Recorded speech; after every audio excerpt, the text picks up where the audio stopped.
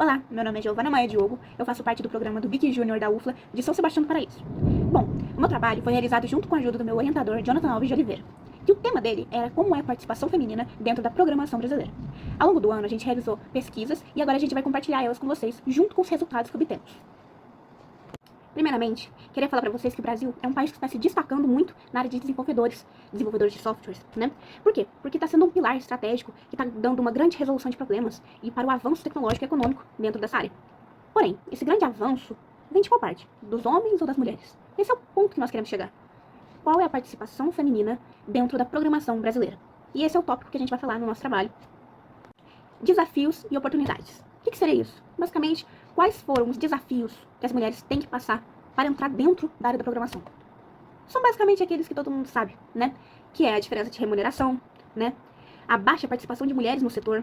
Por quê? Porque não são muitas mulheres que trabalham dentro da programação. A maioria são homens. E um dos problemas também é a concentração regional. O que seria isso? A maioria dos programadores mais famosos, podemos dizer, fica dentro da área do Sudeste. E as outras programadoras que ficam fora da área do Sudeste têm muita menos representatividade dentro da programação.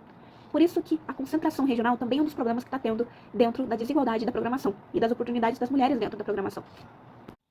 Agora, objetivos do estudo. O que seria isso? Quais seriam basicamente os passos que a gente ia fazer?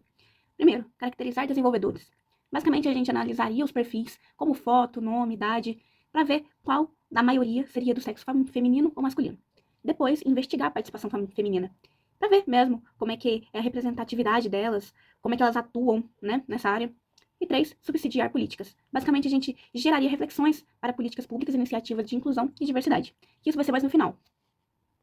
Agora eu vou falar sobre a metodologia e fontes de dados. Basicamente, a nossa fonte principal de pesquisa foi a plataforma do GitHub, porque é uma plataforma onde tem muitos desenvolvedores que utilizam a Python, Java, C++, entre outros, que pegam muito a participação das mulheres. Por isso que foi uma das nossas principais plataformas de pesquisa. Também pesquisamos em outras plataformas, como o Google, alguns chats e Wikipédias também, mas muito pouco. Utilizamos mais o GitHub e o LinkedIn, tá? Agora, pesquisa salarial. Como eu já tinha falado antes, a gente pesquisou sobre salário, né, como é que é o salário das pessoas, e Raiz 2023. Basicamente, a gente pegou informações oficiais sobre vínculos formais de trabalho.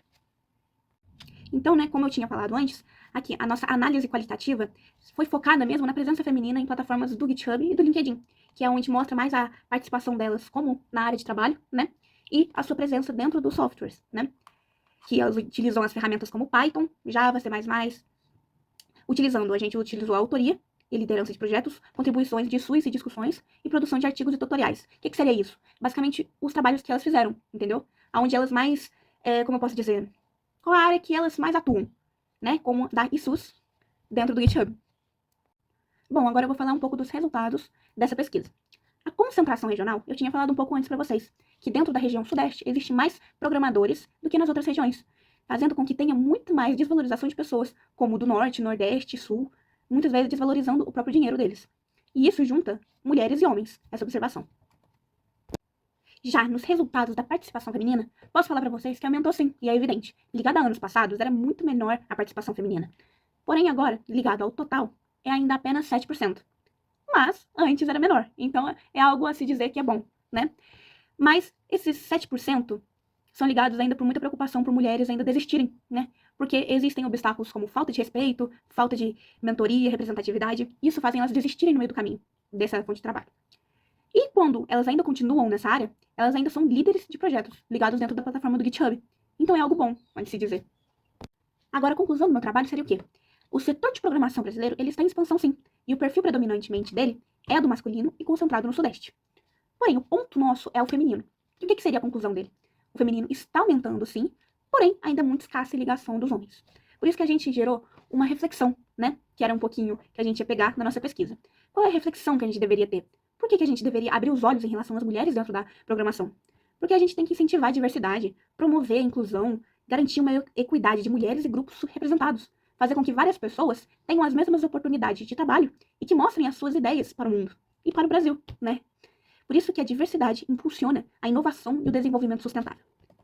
Bom, esse foi meu trabalho. Agradeço muito a atenção de vocês. Espero que vocês tenham entendido o que eu quis passar para vocês, né? Que é essa passagem das mulheres para a programação e que elas estão sim aumentando.